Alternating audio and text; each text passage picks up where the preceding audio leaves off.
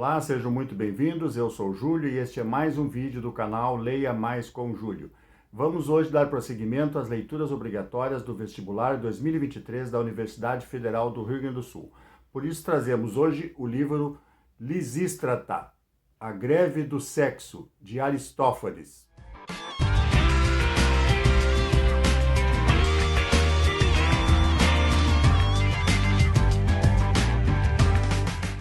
Muito bem, então, Lisístrata, A Greve do Sexo, de Aristófanes. De Aristófanes pouco se sabe. O que se sabe é que ele era considerado cidadão ateniense e deve ter nascido lá por volta de 444 a.C. Essa peça, Lisístrata, é uma comédia e foi encenada pela primeira vez no ano 411 a.C., portanto quase 2.500 anos. No teatro grego existiam as tragédias e as comédias. A diferença entre elas era a seguinte: nas tragédias, os personagens eram heróis, deuses, reis, e nas comédias eram cidadãos comuns. Era uma caracterização do popular, eram situações cômicas, inusitadas, geralmente absurdas, e por isso era considerado uma classe inferior do teatro. As tragédias estavam num nível mais acima e as comédias eram algo mais popular. A Grécia, na época em que essa comédia foi escrita e encenada pela primeira vez, era mais ou menos assim: os homens exerciam posição de mando, treinavam para a guerra, eram guerreiros, viviam constantemente em guerra, inclusive os mais jovens, eles acreditavam ter nascido para aquilo, para o combate, para as lutas, para a conquista de territórios, era uma posição de força. E as mulheres, elas cuidavam da casa, dos filhos, dos escravos, do lar. Dessa forma, assim, tinha uma posição relativamente inferior. Nessa luta e nas guerras constantes em que viviam os maridos, eles se afastavam do lar, deixando as mulheres sozinhas e muitas vezes viúvas, porque muitas vezes eles morriam na guerra. E não só os homens adultos e casados iam para as guerras, os jovens também.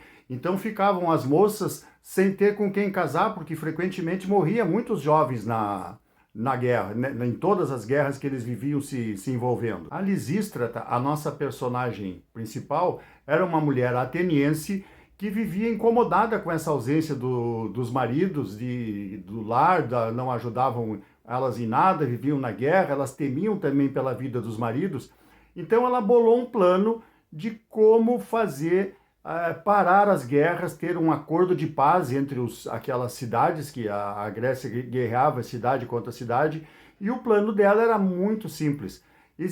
Primeiro ela queria juntar toda a mulherada grega lá, convocou as mulheres de todas as outras cidades, houve lá uma assembleia, onde ela disse que tinha um plano miraculoso capaz de fazer os homens pararem de guerrear. As outras mulheres não acreditaram. Como é que nós, simples mulheres, vamos conseguir fazer parar a guerra? Aí ela passou a relatar para aquelas mulheres qual era o plano dela. O plano dela era relativamente simples. Primeiro as mulheres tomariam a Acrópole de Atenas, elas se apoderariam do tesouro, confiscariam todo o erário.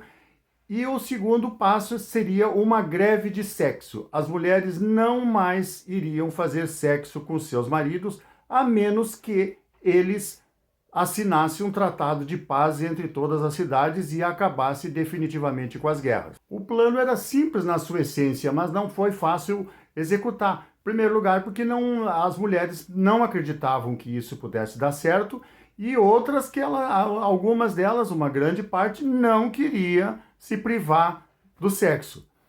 Então a Lisístrata disse para elas que elas deviam aceitar, não deviam fraquejar, porque se elas realmente fraquejassem, aí sim elas seriam fracas e mereceriam ser tratadas como cidadãs de segunda classe. Vocês lembram da música do Chico Buarque, Mulheres de Atenas? Olha só, não se preocupe, eu não vou cantar. A música dizia o seguinte: mirem-se no exemplo daquelas mulheres de Atenas. Sofrem para os seus maridos poder e raça de Atenas. Quando eles embarcam soldados, elas tecem longos bordados, 1000 quarentenas. Quando eles voltam sedentos, querem arrancar violentos, carícias plenas, obscenas. Mirem-se no exemplo daquelas mulheres de Atenas.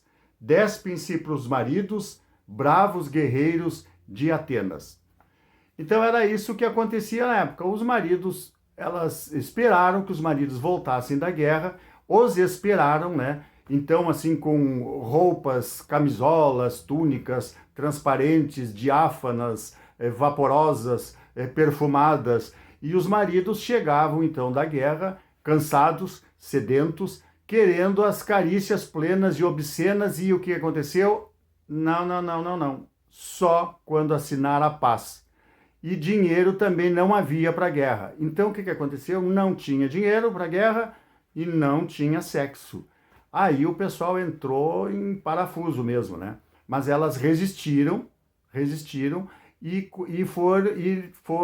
o resultado vocês já sabem, né? Foi assinado então um tratado de paz, porque afinal de contas ninguém é de ferro. O livro é bem pequeno, tem umas 123 páginas, a gente lê assim numa sentada, como se diz, né? E eu li alguma outra coisa sobre alguns outros textos sobre essa peça, e alguns consideram que ela é um primeiro texto feminista, que a Lisístria teria sido uma precursora do do feminismo. Mas eu pelo menos não vi nada disso. As mulheres não se sentem oprimidas pelos homens, a mulher se sente oprimida pela guerra. Elas lutam não é para ganhar poder, não é para um poder de mando, não é para ficar no lugar dos homens, elas querem os maridos de volta. Então, a greve de sexo é uma guerra, é uma greve para acabar com a guerra. Então, assim, é uma peça que foi escrita há 2.500 anos e que continua muito atual, muito bem parece assim nos dias de hoje, né? A paz que todos nós precisamos. Tomara que não haja uma greve de sexo por aí, que a gente consiga a paz de uma outra forma, tá? Então esse foi mais um vídeo falando de um livro daqui, que ele é bem simples, bem pequeno mesmo, e na essência ele é isso que eu falei aqui. Então, mais um livro das leituras obrigatórias da Universidade Federal do Rio Grande do Sul. Eu montei lá no canal uma playlist, que a cada livro que eu vou lendo e fazendo uma resenha aqui, eu coloco lá. Então, para acessar, acessa a playlist Leituras Obrigatórias URGS 2023. Até a próxima!